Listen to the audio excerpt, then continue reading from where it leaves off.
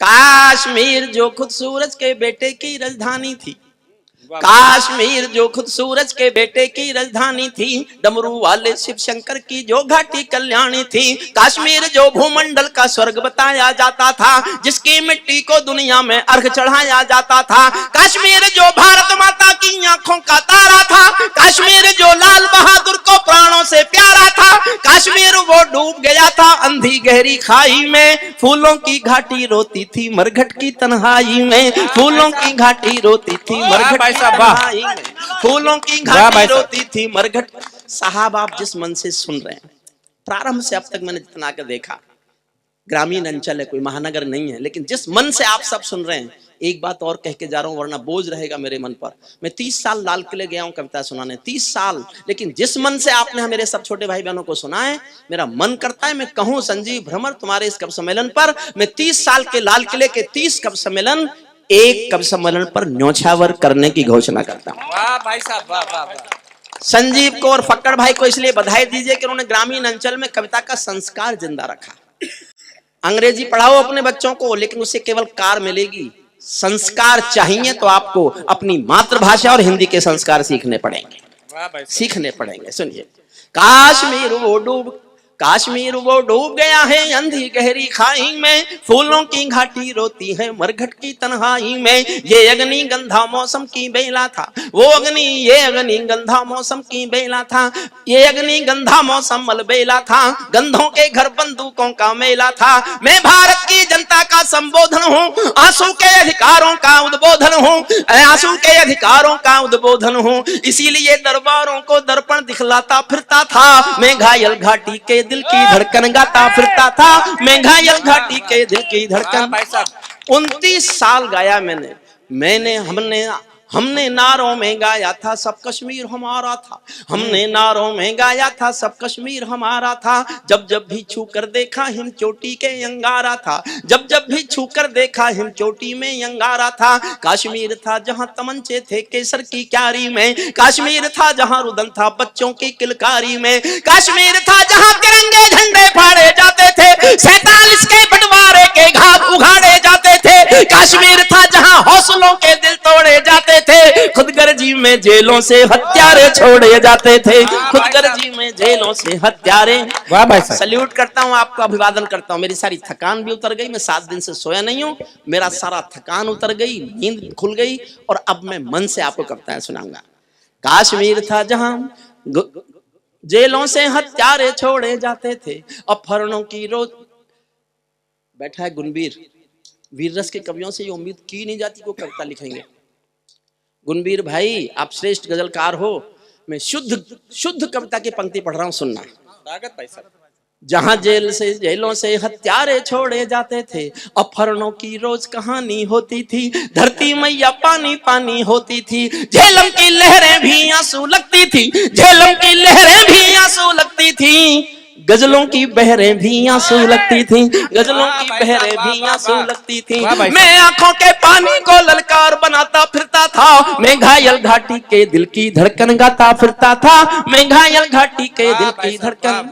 काश्मीर था जहां गर्द में चंदा सूरज तारे थे, झरनों का पानी रक्तिम था झीलों में अंगारे थे, काश्मीर था जहां फिजाएं घायल दिखती रहती थी, गर्म हवाएं घाटी का राशि फल लिखती रहती थी, काश्मीर था जहां दरिंदों की मनमानी चलती थी, घर घर में AK-56 की दर्द कहानी चलती थी, काश्मीर था जहां हमारा राष्ट्रगान शर्मिंदा था, भारत माँ को गाली देकर भी खलनायक जिंदा था, भारत माँ को गाली देकर भी भारत माँ को। और मैं किस क्रोध में बोलता था, सत्ताओं के सरकारों के सामने खड़े होकर मैंने ये भाषा बोलने के लिए कितना बड़ा रिस्क लिया होगा, क्या क्या प्रलोभन छोड़े होंगे, लेकिन मैं ये भाषा बोला सुनना, ये भाषा बोला मैं सुनना। गूंगा बहरापन ओढ़े सिंहासन था, गूंगा बहरापन ओढ़े सिंहासन था, लूले लंगड़े संकल्पों का भाषण था, फूलों का आंगन लाशों की मंडी था, फूलों का आंगन लाशों की मंडी था, अनुशासन का पूरा दौर शिखंडी था, अनुशासन का पूरा दौर शिखंडी था, मैं इस कोढ़ी कायरता की लाश उठाता फिरता था, मैं घायल घाटी के दिल की धड़कन गाता फिरता था, मैं घायल घाटी के वाह, हमको भाई 2 आंसू नहीं आते थे अनहोनी घटना पर। साहब। 4.5 लाख कश्मीरी पंडित 1990 में घाटी से मारपीट कर निकाल दिए गए, उनकी मां बहनों से बलात्कार किया गया, संपत्ति लूट ली गई, घरों में आग लगा दी गई। अपने दिलों पर हाथ रखकर सोचना, 70 सालों में इससे बड़ी कोई मॉब लिंचिंग हुई थी क्या? इस देश में मॉब लिंचिंग भी रंग देख के होती है, मानी जाती है। मैं किसी भी मौत का समर्थक नहीं हूं जो भीड़ करे, गलत है वो, उसका समर्थन किया नहीं जा सकता। लेकिन एक मौत पर हंगामा जो किसी की गलती से हुई है और 4.5 लाख लोगों को घर से निकाल देने पर मौन, किसी ने अवार्ड वापस नहीं किए, कोई मानव अधिकार वाला रोने नहीं आया। वाह वाह, मैं उस दिन से रो रहा हूं, उस दिन से चीख रहा हूं, सुनना। हमको 2 आंसू नहीं आते थे अनहोनी घटना पर, थोड़ी सी चर्चा होती थी बहुत बड़ी दुर्घटना पर, राजमहल को शर्म नहीं थी घायल होती छाती पर, भारत मुर्दाबाद लिखा था श्रीनगर की छाती पर, भारत मुर्दाबाद लिखा था श्रीनगर की छाती पर, मन करता था फूल चढ़ा दूं लोकतंत्र की अर्थी पर, भारत के बेटे शरणार्थी हो गए अपनी धरती पर, भारत के बेटे शरणार्थी हो गए, भारत के बेटे शरणार्थी हो गए अपनी धरती पर, वे घाटी से खेल रहे थे गैरों के बलबूतों पर, जिनकी नाक टिकी रहती थी पाकिस्तानी जूतों पर, कश्मीर को बंटवारे का धंधा बना रहे थे वे, जुगनू को बैसाखी देकर चंदा बना रहे थे वे, फिर भी खून सने हाथों को न्योता था दरबारों का, जैसे सूरज की किरणों पर कर्जा हो अंधियारों का, जैसे सूरज की किरणों पर कर्जा हो अंधियारों का, कुर्सी भूखी थी नोटों के थैलों की। एक नाम लेता हूं, उसका नाम सुनकर आपके दिल में आदर की सम्मान की हिलोरें उठे तो उनको आकाश भर तालियों में बदलना। अगर उस व्यक्ति का नाम सुनकर आपको लगता है कि उसको आपको प्यार करना चाहिए। कुर्सी भूखी थी नोटों के थैलों की, कुलवंती दासी हो गई रखेलों की, घाटी आंगन हो गई खूनी खेलों की, बहुत जरूरत थी सरदार पटेलों की, बहुत जरूरत थी सरदार पटेलों की, मैं आंखों के पानी को अंगार बनाता फिरता था, मैं घायल घाटी के दिल की धड़कन गाता।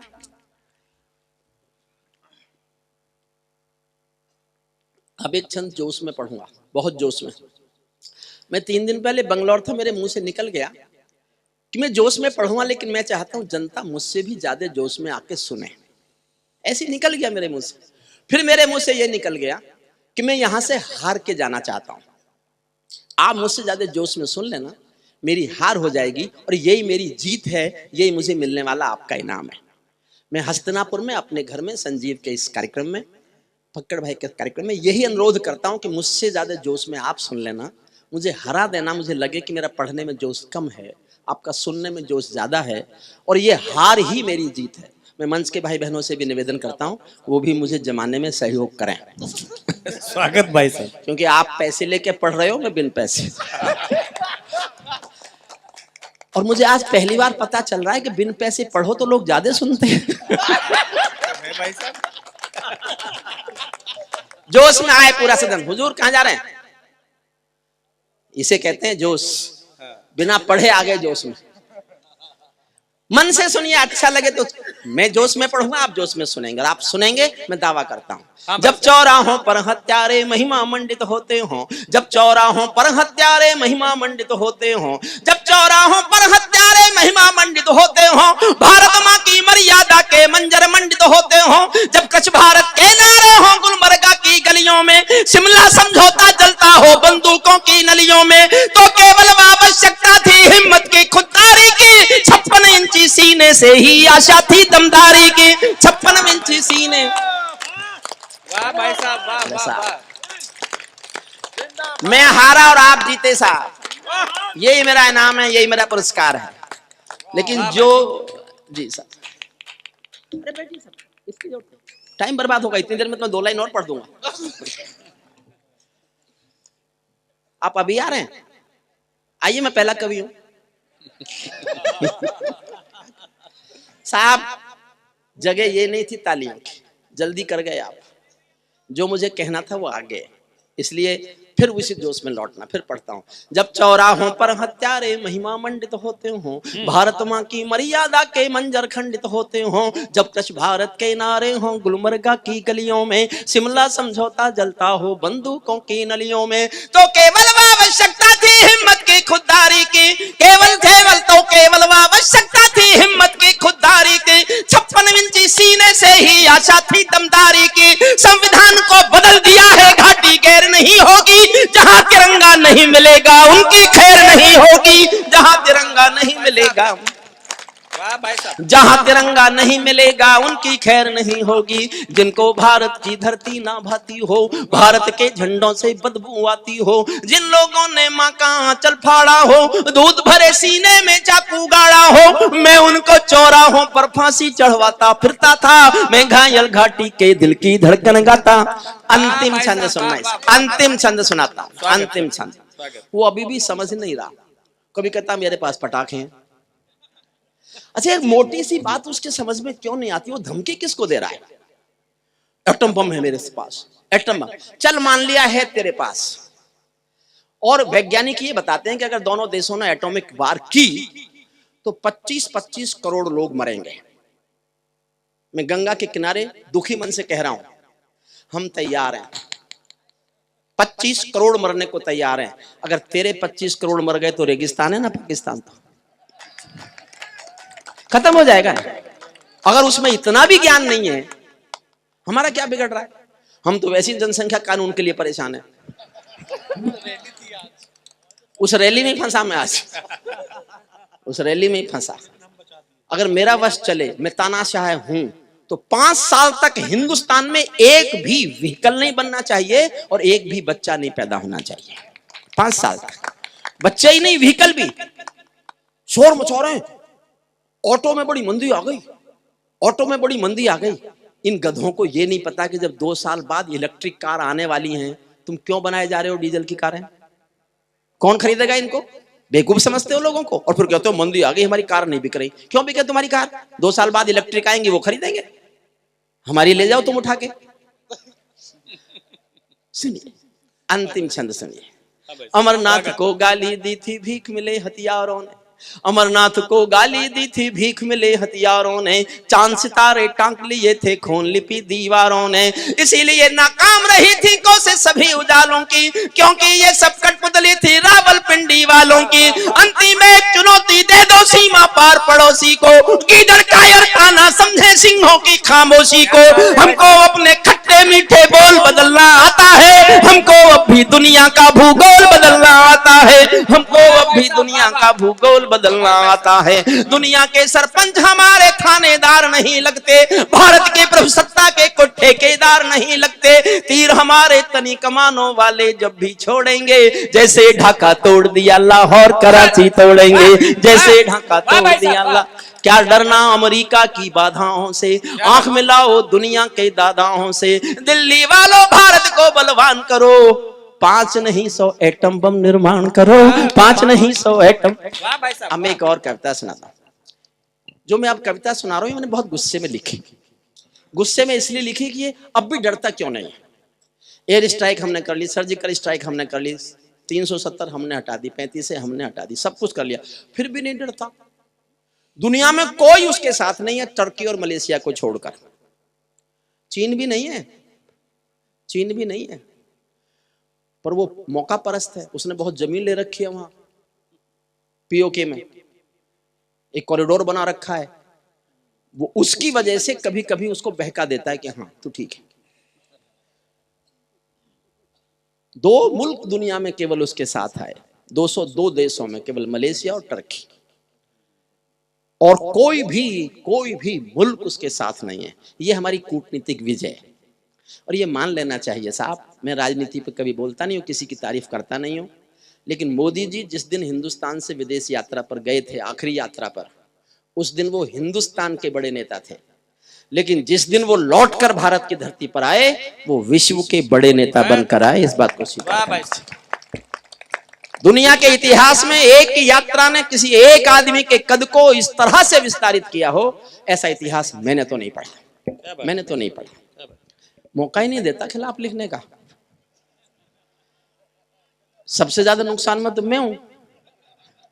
अपन तो सरकार की बुराई करके ताली बजवा लेते थे, मौका ही नहीं। जब आए थे तो कहा था देखने लिखने नहीं दूं खिलाफ, और मैं कई बार कोशिश करता हूँ, जो भी कहता हूँ ये होना चाहिए वही कर देता है। मैंने नोटबंदी के लिए कविता लिखी, कर दी। 3 साल पहले मैंने लिखी थी, 1913 में मैंने कविता लिखी, 16 में नोटबंदी हुई। मैंने फूड सिक्योरिटी एक्ट बनवाया, मैंने भूख पर कविता लिखी, संसद में फूड सिक्योरिटी एक्ट आया। फूड सिक्योरिटी मैंने 370 पर कविता लिखी, हटा दी अगले ने। मैं जनसंख्या पर लिखना सोच रहा हूँ, उससे पहले बना देगा कानून। मौका ही नहीं देता, वरना तो सरकारों के खिलाफ कविता लिखना हमारा फर्ज है, हमारा धर्म है। कविताएं सरकारों के समर्थन में होती नहीं है कभी। जब जब कविताएं सरकारों के समर्थन में आएंगी, या तो कविता मर जाएंगी या सरकार गिर जाएंगी। मैंने तो जीवन में लिखा नहीं कभी। मैं 40 साल से हिंदुस्तान की हर सरकार का स्थायी विपक्ष हूं। बस मैंने एक कविता लिखी पक्ष में, जब अटल बिहारी वाजपेयी जी ने परमाणु विस्फोट किए तो मेरे से रहा नहीं गया, मैंने उनके समर्थन में कविता लिख मारी और उन्हीं को जा सुनाई। बड़े खुश हुए, बोले बहुत अच्छी कविता लिखी है। मैंने कहा जी 2 बातें होंगी, या तो मेरी कविता बचेगी या आपकी सरकार। और इतिहास में लिखा है कविता बची, सरकार गिरी। वाह भाई साहब। उसके बाद फिर मैंने भी सोचा कि क्यों लिखो पक्ष में, कोई अच्छे काम कर रहा है तो करता ही रहे, उसके पक्ष में मत लिखो, वरना 2 बातें होंगी, अपनी कविता की भी क्यों हार कराएं। एक कविता से मैंने इसलिए मैंने लिखी गुस्से में कि डरता क्यों नहीं है, ये डरता कैसे। पहली 2 लाइन तय करेंगे कि इस तेवर को आप सुनने को तैयार हैं कि नहीं। आपको ठंड लग रही होगी, मुझे भी गर्मी लग रही है, और मेरी कविताओं में आपको कम से कम ठंड तो नहीं लगनी चाहिए, ऐसा मैं सोचता हूं। पहली 2 लाइन तय करेंगे कि इस तेवर को आप सुनने को तैयार हैं कि नहीं। पहली 2 लाइन, अगर आधे लोगों ने ताली बजाई तो आधी कविता सुनाऊंगा, चौथाई ताली उठी तो चौथाई, और एक एक व्यक्ति की ताली मुझे सुनने को मिल गई तो पूरी कविता सुनाऊंगा। 2 लाइन सुनना। कैसे डरता है ये पड़ोसी, ये पाकिस्तानी गालों पर दिल्ली के चांटे होते। मैंने बहुत गुस्से में लिखी है और गुस्सा गाया नहीं जाता, मेरी अकेली कविता है जिसको मैं गाता नहीं हूं, बाकी सब गा के पढ़ता हूं। इसको सुन लीजिए बस। ये पाकिस्तानी गालों पर दिल्ली के चांटे होते, गर हमने 2 के बदले में 20 शीश काटे होते। वाह भाई साहब, यही सुनाऊं साहब? तो एक बार जोरदार तालियां बजा के, अपनी भी नींद उतारी और मेरी भी नींद उतारी। हमारे सैनिकों का सर काटा गया और हम बातचीत करते रहे।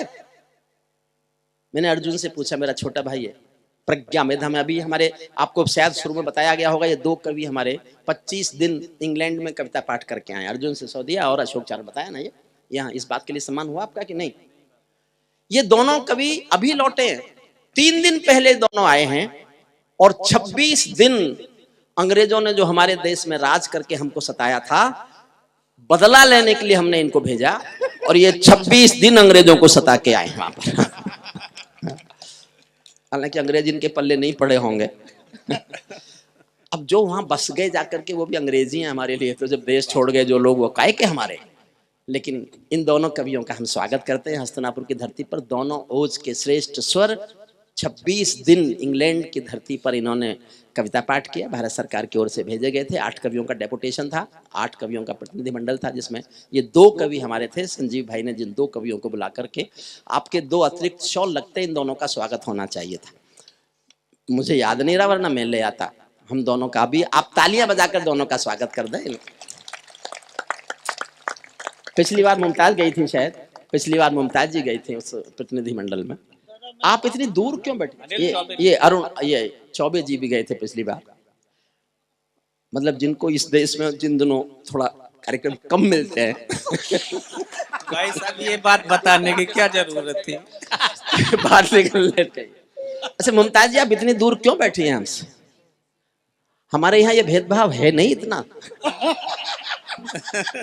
हाँ, तो आप ये क्या क्या क्या ऐसे क्यों कर रहे हैं आप? हम तो आपको उतने आदर देते हैं जितना अनिल चौबे को। अच्छा, हम आपको बाबा के पास नहीं बिठाते, हम दिमाग से दूर रखना चाहते हैं आपको। ये जो बाबा का दिमाग है ना, देखो, अगर मेरी बात समझ जाओ तो ही ताली देना, तो ही रिएक्शन करना, वरना मत देना। जो बार बार कहते हैं ना, मैं दिमाग का काम है, दिमाग का काम है, दिमाग का काम है। आदरणीय बाबा खिचड़ी जी, बस कष्ट एक ही है, आपका ये दिमाग है ना, ये दिल में पहुंच गया।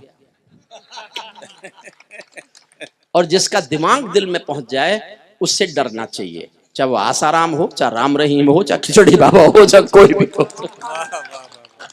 चाहे रामपाल हो। गुणवीर भाई कह रहे हैं, गुणवीर भाई बचना चाहिए। जिनके दिल में दिमाग आ गया वो कुछ भी हो सकता है, कम से कम कभी तो नहीं हो सकता। कौन? अच्छा, इनकी आंखें खराब नहीं है, कान भी खराब है। आप समझ रहे हो जो मैं इनसे कह रहा हूं ये कोई सुन रहे हैं? अगर सुन रहे होते तो मुझे मारते नहीं अब तक। हमें स्नेह करते हैं, बहुत बहुत अजीब व्यक्तित्व है ये। सुनिए मन से कविता सुनिए। तो मैं बता रहा था कि मैंने अर्जुन से पूछा कि हमारे सैनिक का सर काट के पाकिस्तान अपनी सीमा में ले गया, क्या करेगा उसका? अच्छा आप खुद सोचो, आपके मन में सवाल नहीं उठेगा कि हमारे सैनिक का सर काट के वो अपनी सीमा में ले गया, क्या करेगा उसका? बड़ा जवाब दिया अर्जुन ने। आपको जवाब बड़ा लगे तो तालियां बजाकर उसका सम्मान करना। अर्जुन ने कहा भाई साहब उसकी फौज कायर है। 1971 में जिस मुल्क की फौज के त्राण में 1000 लोग हथियार फेंक दें, उस मुल्क की फौज आज भी कायर ही होगी। वो शायद अपनी कायर फौज को दिखाना चाहता है कि बहादुर हिंदुस्तानी फौजी बेटे का सर होता कैसा है, जो कट तो सकता है कभी झुक नहीं सकता। मैंने लिखी क्यों गुस्से में कविता, उसके लिए मुझे केवल 10 सेकंड और देना। मैंने एक कहानी पढ़ी, छोटी सी कहानी। एक पिंजरे में पालतू तोता था किसी के पास। एक दिन मालिक ने तोते से कहा मैं पड़ोसी गांव जा रहा हूं। मेरी बात ध्यान से सुनना, क्योंकि इन लोगों में पढ़ा लिखा मैं ही हूं। अच्छा इस पे क्यों हंस रहे हैं आप? शक है क्या? इस पे क्या जो? अच्छा कई तो इनमें ऐसे बैठे हैं जिनसे मेरी डिग्री बोलनी नहीं आती। विश्वास कीजिए मैंने आज से 30 साल पहले एलएलडी की थी। और कोई कानून जानने वाले बैठे हो तो उनको इतना पता होगा कि दुनिया की कानून की आखिरी डिग्री है एलएलडी, जिसके बाद कोई कानून में पढ़ाई नहीं है। ये मैं हंसी में नहीं कह रहा हूं, हंसी में नहीं कह रहा हूं। गुणवीर राणा ने पता चला कि मैंने एलएलडी कर ली तो मुझसे पूछा क्या किया भाई साहब? मैंने कहा एलएलडी कर ली। तो मुझसे छूटते ही बोला आप बीएड नहीं कर सकते थे? मुझे तो उस दिन पता चला कि ये बिहार में टॉप करके आया है। मेरी बातें इसलिए ध्यान से सुनना। अच्छा लेकिन गुणवीर बड़ा ज्ञानी आदमी, इतना श्रेष्ठ गजलकार कवि। इन्होंने सोचा, मैंने अपने मन में सोचा रात को कि यार इसने मुझसे क्यों कहा कि बीएड नहीं कर सकते। जब मुझे पढ़ाना ही था तो बीएड करके प्राइमरी में पढ़ा लेता, एलएलडी करके यूनिवर्सिटी में पढ़ा के कौन सा तीर मार लिया, रहा तो मास्टर ही ना। मास्टर मास्टर है, चाहे कहीं पढ़ाए किसी को पढ़ाए। सुनिए मन से, मेरी इसलिए बात ध्यान से सुनना। पिंजरे में तोता था उसके पास। एक दिन उसने कहा मैं पड़ोसी गांव जा रहा हूं, तेरा शाम तक का खाना मैंने पिंजरे में रख दिया, खा लेना। तोता बोला मालिक उस गांव में मेरे गुरुजी रहते हैं। तो मालिक बोला मैं क्या करूं? बोले उनको मेरी राम राम बोलो जाके। मालिक ने कहा मिलेगा तो बोल दूंगा। मालिक पड़ोसी गांव गया, जाके पूछा मेरे पिंजरे के पालतू तोते का कोई गुरु है क्या? एक बूढ़ा तोता उठ के आया, उसने कहा मैं हूं। तो उसने कहा मेरे पालतू तोते ने तुमको राम राम भेजी है। बूढ़े तोते ने सुना और मर गया। मालिक लौट के आया, तोते ने आते ही पूछा मेरे गुरुजी मिले? मालिक बोला काय का तेरा गुरुजी? मैंने तेरी राम राम बोली, वो तो सुनते ही मर गया। इतना सुनते ही पिंजरे का तोता भी मर गया। सुनना मैं कहना क्या चाहता हूं, पिंजरे का तोता भी मर गया। जब मालिक ने पिंजरा खोला तो तोते की आत्मा कहती चली गई कि मालिक तुम समझे नहीं, मेरे गुरु ने मेरे लिए संदेश भेजा है कि जिसको आजाद होना है उसे मरना आना चाहिए, उसे मरना आना चाहिए। और ये कहानी मैंने इसलिए सुनाई, ये कोई भूतपूर्व कवि है और क्या हमारा भविष्य इससे अच्छा क्या? यही बनेंगे हम और क्या? यही चक्कर लगा रहा। सुनहरी लाल तुरंत जी, चंदा मामा दूर के सुनाई थी, प्लॉट कोटे थे, प्लॉट नहीं काटे इन्होंने चंदा पे, आज प्लॉट नहीं काटे आज इन्होंने। चलिए तो मैंने इसलिए कहानी सुनाई आपको। हम 1947 में आजाद हुए, लेकिन दिल पर हाथ रखकर सोचो क्या उसके बाद हम कभी एक साथ मरने को तैयार हुए?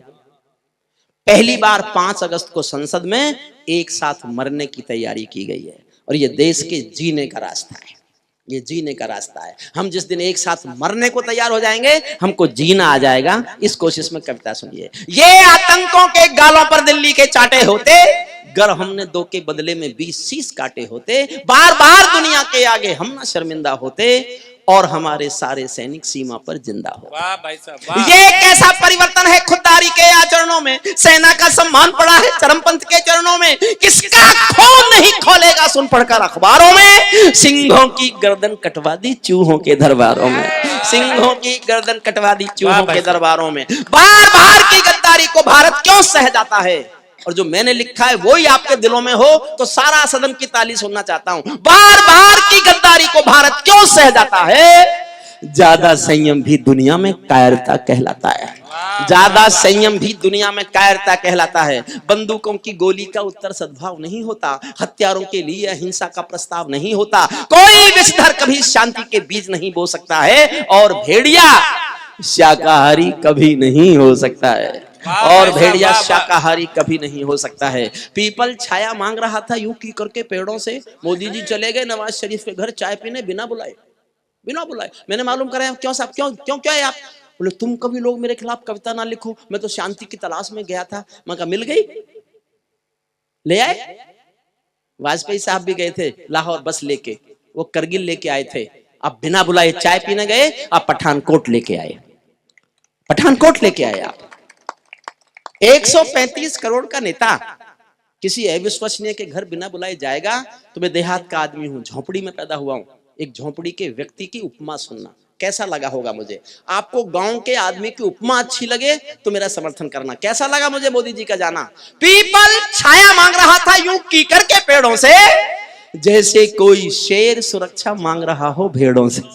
जैसे कोई, समर्थन करो, जैसे कोई शेर सुरक्षा मांग रहा हो भेड़ों से, जैसे कोई मोती खोजे झीलों की गहराई में, हम कस्तूरी खोज रहे थे उल्लू की परछाई में। हम कस्तूरी खोज रहे थे, हम कस्तूरी खोज रहे थे उल्लू की परछाई में। जब सिंहों की राजसभा में गीदड़ गाने लगते हैं तो हाथी के मुंह के गन्ने चूहे खाने लगते हैं। रावलपिंडी वालों को सपने में काल दिखाओ तो, भारत माता की आंखों के डोरे लाल दिखाओ तो, दिल्ली वालों ठोकर मारो दुनिया के हथकंडों पर, इजराइल से जीना सीखो अपने ही भुजदंडों पर। इजराइल से जीना सीखो, इजराइल से जीना सीखो अपने ही भुजदंडों पर। कश्मीर में एक विदेशी देश दिखाई देता था, संविधान को ठुकराता प्रवेश दिखाई देता था। वे घाटी में भारत के झंडों को रोज जलाते थे, सेना पर हमला करते थे, खूनी भाग मनाते थे। हम दिल्ली की खामोशी पर शर्मिंदा रह जाते थे, भारत मुर्दाबाद बोलकर वे जिंदा रह जाते थे। क्या बात। सेना पर पत्थरबाजों को केवल इतना बतला दो, बतलाना भर काफी है अब तो। और अगली पंक्ति एक इतिहास है। अपने छोटे भाई अशोक चारण और अर्जुन सिसोदिया, जो बहुत मैं जिन पर गर्व करता हूं, मुझे ऐसा लगता है कि ये हमारी ध्वजा और ज्यादा ऊपर, और ज्यादा आगे जाएगी, और ज्यादा आगे जाएगी। मैं हंसी के खिलाफ नहीं हूं साहब, चाहे वो सुनहरी लाल तुरंत हो, चाहे हमारे आदरणीय हम हंसी में कुछ भी बोले, खिचड़ी बाबा हो, कोई भी। लेकिन एक बात ध्यान से सुन लो, आप जिसके साथ खुल के हंस सकते हो ना, उसके साथ केवल 24 घंटे बिता सकते हो, केवल 24 घंटे। लेकिन जिसके साथ आप खुल के रो सकते हो, उसके साथ पूरी एक उम्र गुजार सकते हो। इस बात को याद रखिए। ये वो सब है जो पूरी उम्र गुजार रहे हैं, इनको पूरी उम्र गुजारनी पड़ रही है, पूरी उम्र गुजारनी पड़ रही है। कहां था मैं भूल गया, कहां था? हाँ, सेना पर पत्थरबाजों को केवल इतना समझा दो, ये गांधी के गाल नहीं है, उनको इतना बतला दो। ये गांधी के गाल नहीं है, ये गांधी के गाल नहीं है, उनको इतना। और एक, मैंने भी समर्थन कभी किया नहीं किसी का, लेकिन साहब कोई काम बहुत अच्छा लगे तो कुछ तो मुंह से निकलता है, मेरे मुंह से भी निकलता है। मैं देखना चाहता हूं ये निकलना ठीक मानते हैं आप या गलत मानते हैं। जिनके कारण पूरी घाटी जली दुल्हन सी लगती थी, पूनम वाली रात चांदनी चंद्र ग्रहण सी लगती थी, जिनके कारण माँ की बिंदी दाग दिखाई देती थी, वैष्णो देवी माँ के घर में आग दिखाई देती थी, उनके पैरों बेड़ी जकड़ी गई बधाई देता हूँ, उनके फन पर एड़ी रगड़ी गई बधाई देता हूँ, उनके फन पर रगड़ी गई बधाई देता हूं। जो घाटी में खड़े हुए थे हत्यारों की टोली में, खूनी छींटे छिड़क, हुजूर वापस आइए, प्लीज वापस आओ और यहीं बैठ जाओ। ये भारत की संसद नहीं है जिसका मन करेगा उठ के चल देगा। ये अदब की महफिल है हस्तिनापुर की। संजीव जानते हो कितनी मेहनत करता है पूरे साल। माफी चाहता हूं आपको, माफी चाहता हूं, हाथ जोड़ता हूं आपके। आप ऐसे मत जाइए और खड़े तो बिल्कुल मत होइए। मैंने जिन सरकारों पर लिखा है वो बैठ गई। अखिलेश जी से पूछ कर देखना किसने गिराई।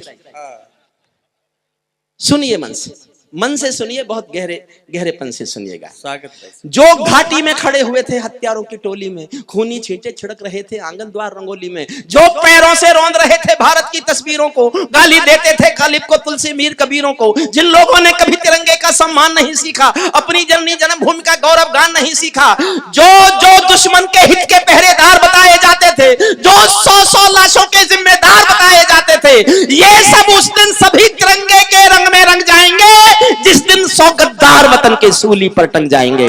जिस दिन 100 गद्दार वतन के सूली पर टंग जाएंगे। बर्मा बांग्लादेश तलक सीमा पर ऐंठे रहते थे और हमारे नेता चूड़ी पहने बैठे रहते थे। दिल्ली डरी डरी रहती थी पाक चीन की बॉर्डर पर, सेना बांधे हाथ खड़ी रहती थी किसके ऑर्डर पर। दुनिया को एहसास कराया हम निर्णय ले सकते हैं, हम भी ईंटों का उत्तर पत्थर से दे सकते हैं। हमने वक्त बदलना सीखा डरते डरते जीने का, दुनिया को एहसास कराया 56 इंची सीने का, दुनिया को एहसास कराया 56 इंची सीने का। सैनिक अपने प्राण गंवाकर देश बड़ा कर जाते हैं। मैं एक कविता अलग से पढ़ूंगा शहीदों पर, 4 मिनट की कविता है कुल, लेकिन ये चित्र है, यहाँ संदर्भ आ गया।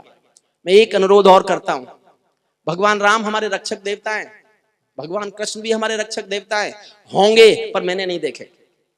आप में से किसी ने देखे हों और आप कहते हो कि हमारी मुलाकात होती है उनसे, तो आप और कुछ हो ना हो झूठे जरूर हैं। मैं भी सनातन धर्म में पैदा हो गया तो मान लेता हूं वो हमारे रक्षक देवता, लेकिन मैंने नहीं देखे साहब।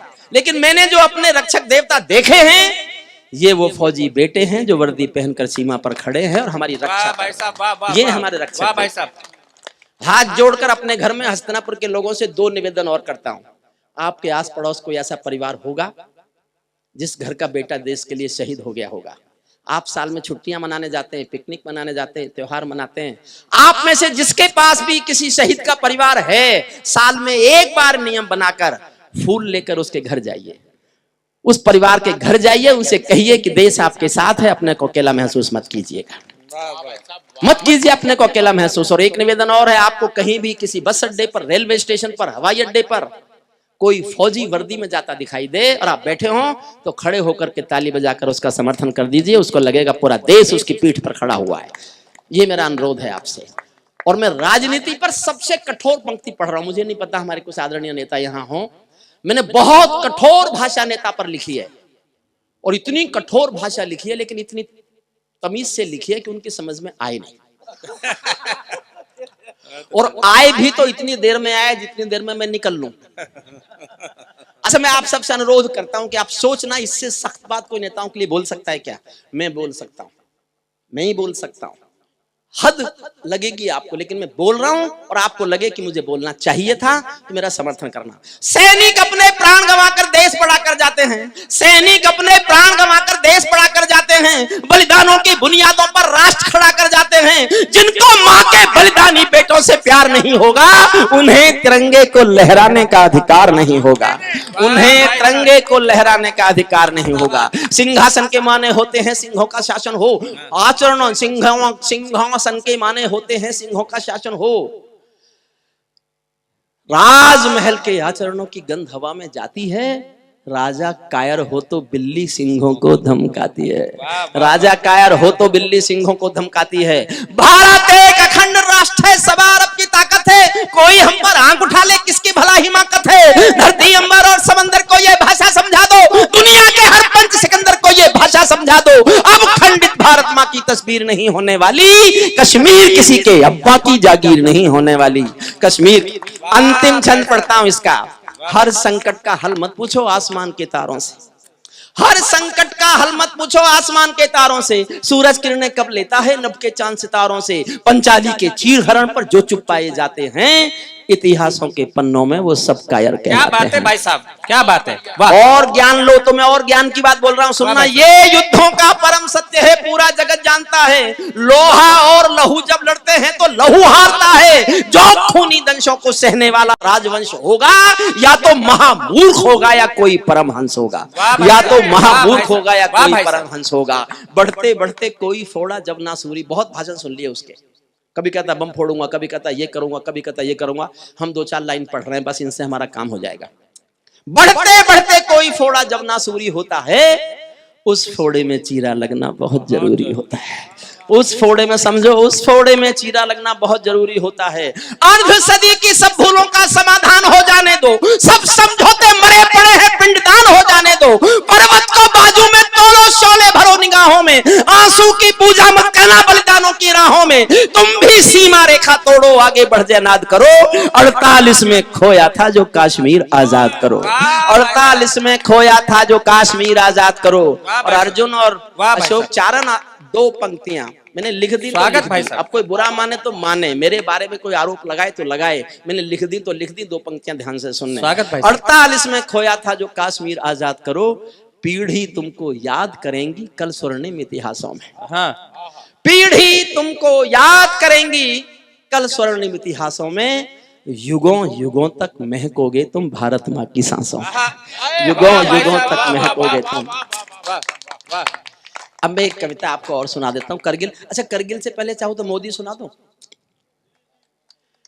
छोटी छोटी दो सुना दो, कोई उठेगा तो नहीं? अच्छा, कोई एक भी व्यक्ति ऐसा है जो दो नहीं सुनना चाहता?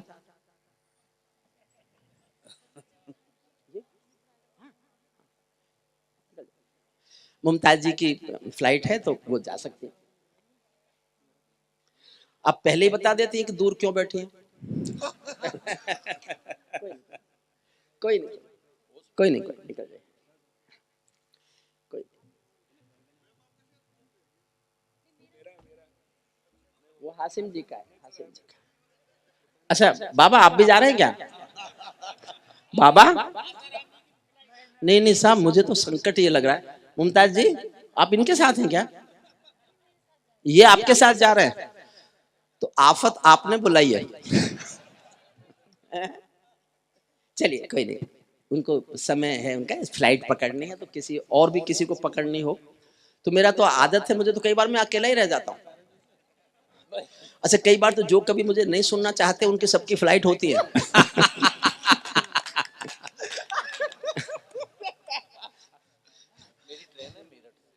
इसकी तो मेरठ से ट्रेन है, चिंता में अभी तो कुछ नहीं। अभी तो मैंने कितनी देर पढ़ा है, थोड़ी देर पढ़ा है।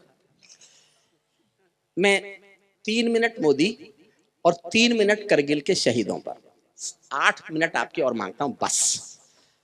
एक मोदी जी पर थोड़ा सा तो बोल के क्या हुआ? और अच्छा देखो, इनका चलना देखो, आपको लग रहा है ये चश्मा नकली लगा रखा है कि नहीं लगा रखा है? कोई नहीं, निकल। अरे बाबा निकलो ना।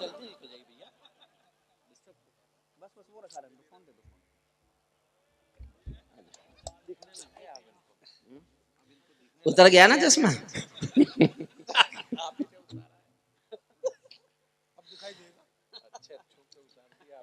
दिखने लगा ना, दिखने लगा। चलो, कितने खुश हैं।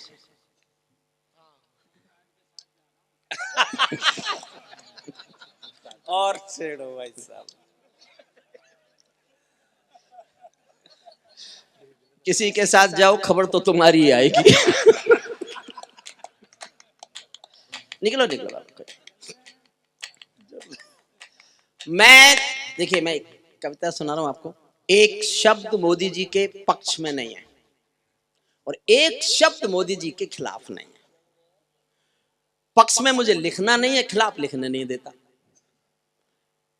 फिर भी मेरी कुछ मांगे हैं जो अपनी सरकार से किसी को भी करनी चाहिए, मैं कर रहा हूं। आप सुन लीजिए, 4 मिनट सुनाऊंगा बस। एक कविता का पहला छंद और एक कविता का अंतिम छंद, और 3 मिनट की कविता करगिल के शहीदों पर है। मैंने मेरठ के कैप्टन मनोज तलवार की शहादत, जब उनका शव आया था, मैंने लिखी थी, मैं आपको सुना के जाऊंगा।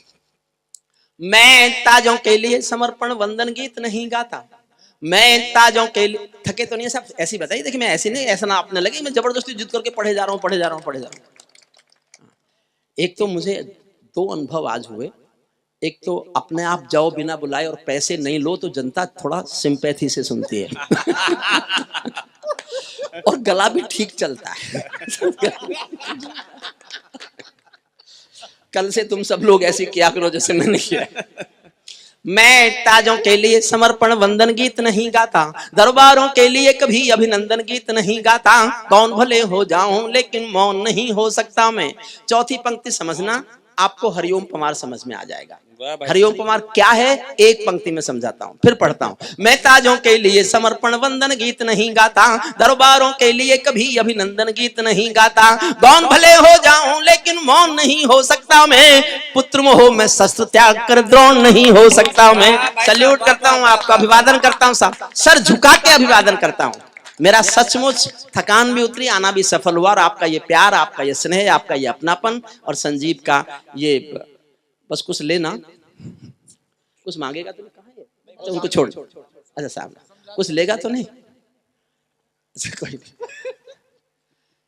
पुत्र मोह में शस्त्र त्याग कर द्रोण नहीं हो सकता मैं, कितने ही पहरे बैठा दो मेरी क्रुद्ध निगाहों पर, मैं दिल्ली से बात करूंगा भीड़ भरे चौराहों पर। मैं गाथा वाचन करता हूँ सिंहासन परिवर्तन की, अच्छे दिन आने वाले हैं नारों के आकर्षण की। कभी किसी भी प्रलोभन में मेरी कलम नहीं बिकती, और किसी भी डर के आगे दिन को रात नहीं लिखती। मैं शब्दों की क्रांति ज्वाल हूँ, वर्तमान को गाऊंगा, जिस दिन मेरी आग बुझेगी मैं उस दिन मर जाऊंगा, जिस दिन मेरी आग बुझेगी मैं उस दिन मर जाऊंगा। सिंहासन वाले पंखों से उड़ता नहीं मिलूंगा मैं, सिंहासन वाले पंखों से उड़ता नहीं मिलूंगा मैं, राजभवन के कालीनों से जुड़ता नहीं मिलूंगा मैं धरती पर इंकलाब के स्वर की एक निशानी हूँ, गाते गाते अंगारा हूँ, लिखते लिखते पानी हूँ, गाते गाते अंगारा हूँ, लिखते लिखते पानी हूँ। सत्ता का आकर्षण मेरी, ये कोई गर्वोक्ति नहीं कर रहा हूं मैं।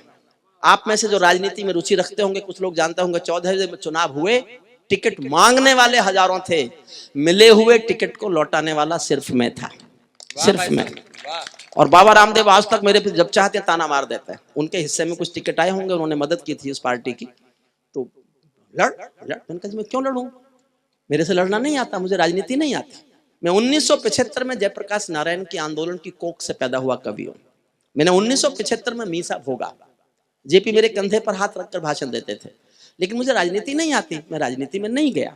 वही गा रहा हूं और आपसे आशीष मांग रहा हूं, सुनना। सत्ता का आकर्षण मेरी भूख नहीं, शाल दुशाला चंदन मेरी भूख नहीं, सरकारी अभिनंदन नहीं चुने मैंने, राजनीति के बंधन नहीं चुने मैंने, पद्म पुरस्कारों की चाह नहीं करता, दरबारों की मैं परवाह नहीं करता, कलम सिपाही बनकर जिंदा रहता हूँ, भूखे बच्चों से शर्मिंदा रहता हूँ, भूखे बच्चों से शर्मिंदा रहता हूँ, पगडंडी से लाल किले तक जाता हूँ, झुग्गी झोपड़ियों के आंसू गाता हूँ, झुग्गी झोपड़ियों के आंसू गाता हूँ, दरबारों में कविता का सम्मान नहीं झुकने, लेकिन कवि का दरबारों में मैं कवि का शीश नहीं झुकने दूंगा, कविता का दरबारों से सम्मान नहीं झुकने दूंगा, कविता का दरबारों से संग्राम नहीं रुकने। भारत माँ के घर में नया बसंत दिखाई देता है, वंशवाद की परंपरा का अंत दिखाई देता है, वंशवाद की और सामने जिस दिन समर्थक हुआ, परिचय मेरा 20 साल से, जब वो मुख्यमंत्री भी नहीं बने थे तब से मैं उनके साथ उठता बैठता हूं, लेकिन प्रभावित किस दिन हुआ, एक घटना से प्रभावित हुआ मैं, सुनना। भारत माँ के घरों में, और आपको लगे कि ये घटना प्रभावित करने वाली थी तो समर्थन करना। भारत माँ के घर में नया बस, गुणबीर राणा को तो मैं एक ही बात कहता था, आएगा तो और ये चिढ़ जाता था क्योंकि इनको यकीन नहीं था कि आएगा। भारत माँ के घर में नया बसंत दिखाई देता है, वंशवाद की परंपरा का अंत दिखाई देता है, तुमने उस दिन परंपरा का सूरज एक उगाया था, तुमने उस दिन परंपरा का सूरज एक उगाया था, जिस दिन तुमने संसद की चौखट पर शीश झुकाया था, जिस दिन तुमने संसद की चौखट पर शीश झुकाया था। बहुत बधाई देता हूं मैं परिवर्तन के नायक को। एक और ज्ञान देता हूं, आप जिसके साथ उठते बैठते रहे हों, अगर वो देखते ही देखते देश का सबसे बड़ा आदमी बन जाए, तो फिर उसके साथ आपका क्या रिश्ता है, ये तय करने का अधिकार बड़े आदमी पे मत छोड़ना। ये तुम ही तय करना कि तुम्हारा उससे क्या रिश्ता है। मैं अपना रिश्ता तय करता हूं और अपने घर में आपका प्यार मांगता हूं। सुनना, बस मैं ये जीना चाहता हूं।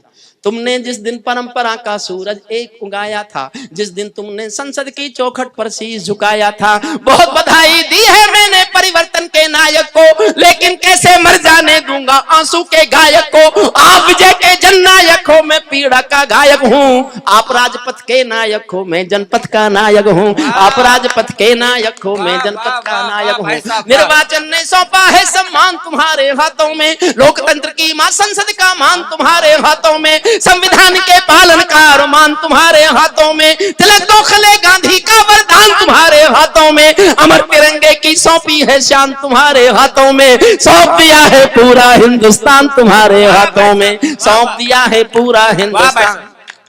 जनादेश में आज आपकी सबसे ऊंची थाती है, दिया तुम्हारा तेल तुम्हारा और तुम्हारी बाती है, आज आपके कर कमलों में टूटी हुई कमान नहीं, और पगों के नीचे कोई गिरता हुआ मचान नहीं, आज आपके ऊपर नभ है नीचे ठोस धरातल है, और आपकी सौगंधों में गंगा मैया का जल है, और आपकी सौगंधों में गंगा।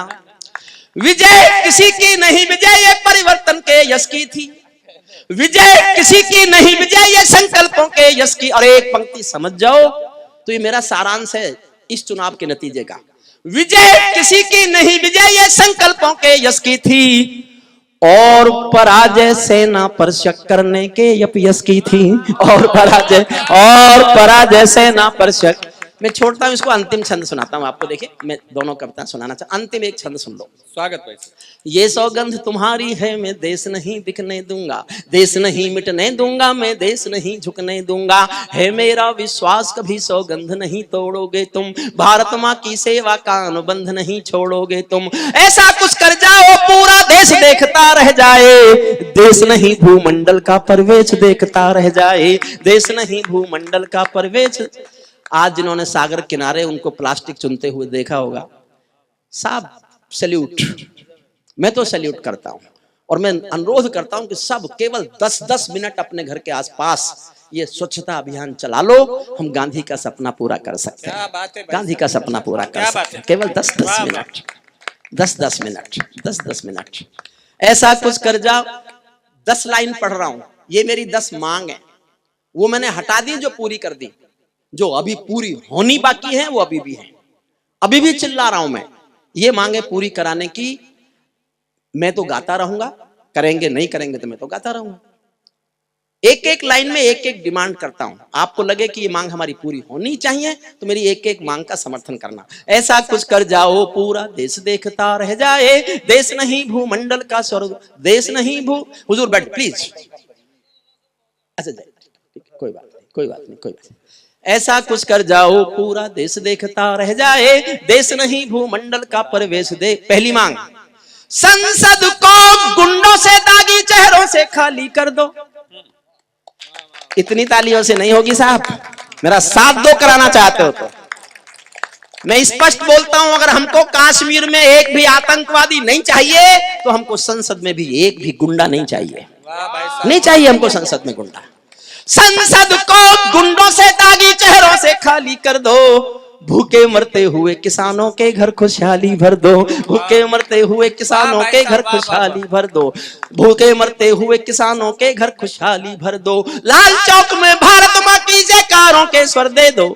अभी तो कर्फ्यू है, इसके बाद जो होना चाहिए, लाल चौक में भारत माँ की जय। मेरी राय सर कश्मीर पर अलग है, मैं कविता लिख रहा हूं, अभी पूरी नहीं हुई।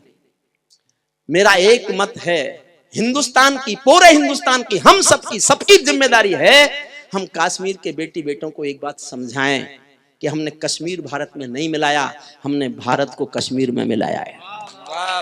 हमने तुम्हारा फलक बड़ा किया है, फलक बड़ा किया है, पूरा देश आपको दे दिया है। आप गर्व करो, कश्मीरी तहजीब केवल आपकी नहीं है, पूरे हिंदुस्तान की हिस्सा बनेगी, ऐसा महसूस करना चाहता हूं मैं। तब सुनिएगा, तब सुनिएगा, तब सुनिएगा। लाल चौक पर भारत माँ की जयकारों के स्वर दे दो, हर विस्थापित कश्मीरी पंडित को उसका घर दे दो, हर विस्थापित कश्मीरी पंडित को उसका घर दे दो। खेलों को नेताओं से, पूंजीपतियों से मुक्त करो, माँ बहनों बेटी का जीना स्वाभिमान से युक्त करो। झोपड़ियों को मत सिखलाओ तौर तरीका जीने का, उन्हें मैसर कर दो केवल अच्छा पानी पीने का, उन्हें मैसर कर दो केवल अच्छा पानी पीने का। नंगे बदन लिए फिरते हैं ख्वाहिश एक लगोटी की, खाली पेट लिए बैठे हैं उम्मीदें दो रोटी की। कहीं भूख से कोई बच्चा मर ना जाए, याद रहे 10 करोड़ भूखी पीढ़ी की याद तुम्हें फरियाद रहे। तुम चाहो तो भारत के घर घर को दे कपड़े वाले दे दो, लेकिन सबसे पहले झोंपड़ियों को शौचालय दे दो, लेकिन सबसे पहले झोंपड़ियों को शौचालय दे दो। ऐसा कुछ कर जाओ पूरा देश देखता रह जाए, देश नहीं भूमंडल। अंतिम पंक्तियां सुनना इस कविता की। ऐसा लगे कि सबका साथ तुम्हारे दिल की इच्छा है। वाह। अगर तुम यकीन दिला दो कि तुम्हारे दिल में ही ये है, सबका साथ, सबका विकास, सबका विश्वास, तो फिर तो आप ही आप हो, 19 क्या 24 भी। लेकिन यकीन दिलाओ, यकीन दिलाओ, ऐसा लगे कि सबका साथ तुम्हारे दिल की इच्छा है। सामाजिक सद्भाव तुम्हारी सबसे कड़ी परीक्षा है, सामाजिक सद्भाव तुम्हारी सबसे कड़ी परीक्षा है। ऐसा लगे कि गुजराती बेटा गांधी का सपना। अंतिम एक एक लाइन सुनना है। और देखो साहब, पक्षपात तो हमारे देश में चलता है। एक पंक्ति का पक्षपात मैंने भी किया है, केवल एक पंक्ति का। बारिश आएगी, मैं जल्दी से पढ़ देता हूं। ऐसा लगे कि सबका साथ, ऐसा लगे कि सबका साथ तुम्हारे दिल की इच्छा है, सामाजिक सद्भाव तुम्हारी सबसे बड़ी परीक्षा है। ऐसा लगे कि गुजराती बेटा गांधी का सपना है, ऐसा लगे कि भारत का सरपंच हमारा अपना है, ऐसा लगे कि 1.25 अरब की आबादी का दमखम हो, ऐसा लगे कि भारत की सब तहजीबों का संगम हो, ऐसा लगे कि देशद्रोहियों को तुमने ललकार दिया, ऐसा लगे कि भारत मां का हर दुश्मन धिक्कार दिया, ऐसा लगे कि काले धन का पूरा खेल हिल गया है, ऐसा लगे कि दिल्ली को सरदार पटेल मिल गया है, ऐसा लगे कि दिल्ली को सरदार। वाह भाई साहब, वाह। ये ओस चू रही है कि बारिश आ रही है? तो मुझे 4 मिनट और देंगे, केवल 4 मिनट, 4 मिनट दे दीजिए। मैं करगिल के शहीदों पर एक छोटी सी कविता सुनाना चाहता हूं, आप सुन लीजिए बस। कविता के नाम पर गुणबीर राणा जैसे बड़े गीतकार को कोई कविता समर्पित की जा सकती है, तो मेरे पास ये एक कविता है। वो जिन गीतों की चर्चा कर रहे थे गुणबीर, वो मैं मंचों पे सुनाता नहीं हूं, क्योंकि गीत सुनाने वालों को पैसे नहीं मिलते।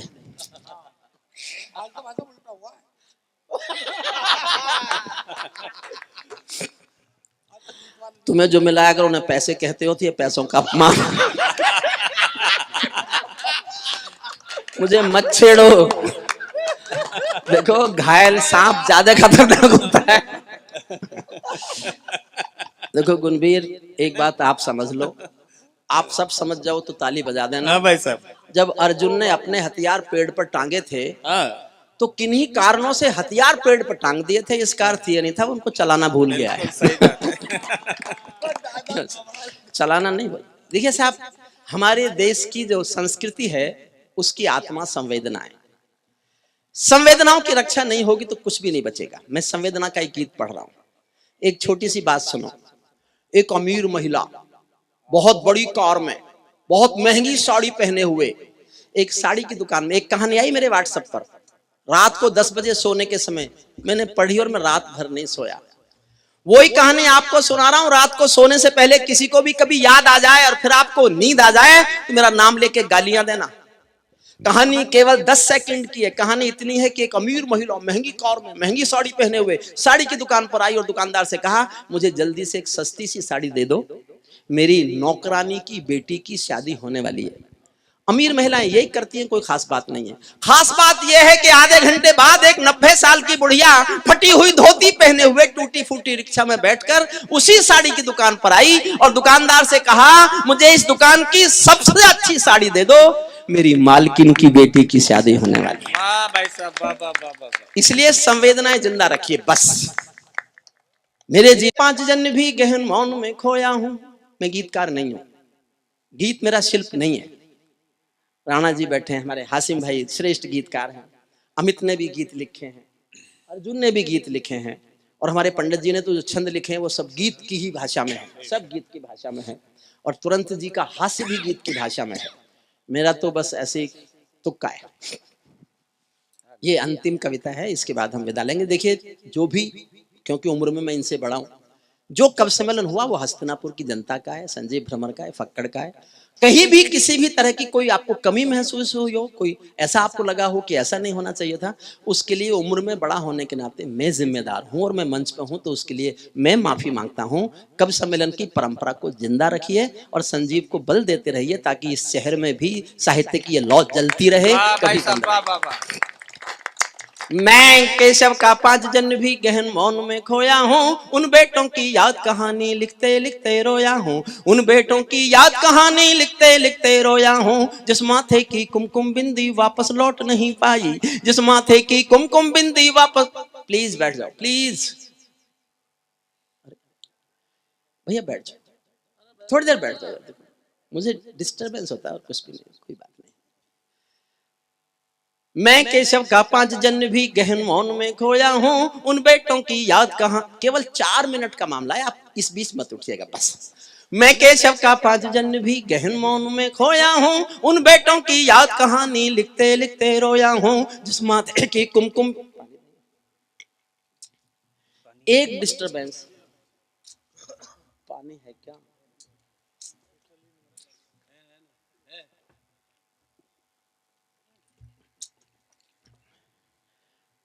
फक्कड़ जी आप जगह बदल रहे हैं, हो गया। संजीव क्या हुआ? तू सामने बैठे और पानी चाहिए नहीं? अरे मुझे नहाना थोड़ा ही है। फिर से पढ़ता हूँ, 4 मिनट मुझे दीजिए। और ये कविता के नाम पर अगर मेरे पास कुछ है गुणवीर राणा जैसे बड़े शिल्पकार को समर्पित करने के लिए, तो मैं उसी को समर्पित करता हूँ। हमारा बड़ा कवि है, वो बहुत बड़ा कवि है सचमुच। मैं तो जब कभी उसके गीत पढ़ता हूँ या गजलें पढ़ता हूँ, मैं खुद थ्रिल होता हूँ, खुद थ्रिल हो जाता हूँ। और ये उसका विनम्रता ऐसी है कि वो सबको स्नेह से, छोटों को बड़ों को बहुत प्यार से रखते हैं। कुर्ते मुझे उल्टे देते हैं और अपने इन कुर्तों को जो उस पर चाय पड़ गई तो मेरा बता दिया। इसको भी कह रहा मेरा है, मैं इतने खराब कुर्ता पहनता हूं क्या?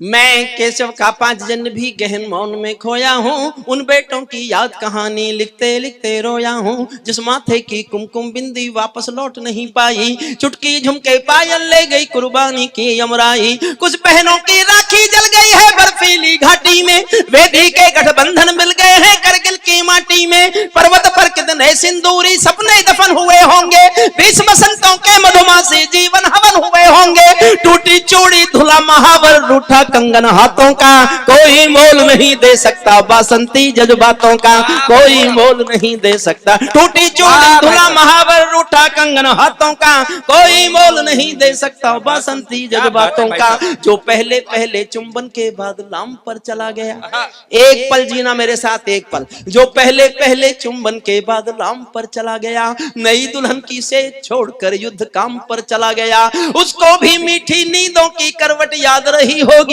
उसको भी मीठी नींदों की करवट याद रही होगी, खुशबू में डूबी यादों की सलवट याद रही होगी, खुशबू में डूबी यादों की सलवट याद रही। और मैं जीवन की श्रेष्ठ, जो मैंने एक ही पंक्ति लिखी है, मैंने, ये मेरा अहंकार नहीं है गुणवीर भाई, ये मेरा अहंकार नहीं है, मैं दिल से बोल रहा हूं, मैंने केवल एक पंक्ति अच्छी लिखी है। और हस्तिनापुर के प्यारे लोगों मुझे बहुत आशीष दे देना तालियों से, अगर मैंने ऐसी एक पंक्ति और लिख ली तो मैं घोषणा कर दूंगा मैं कवि हो गया हूं। मेरे जीवन की सबसे अच्छी पंक्ति संजीव भ्रमर के इस महाउत्सव में समर्पित करता हूं हस्तिनापुर की जनता को सुनता।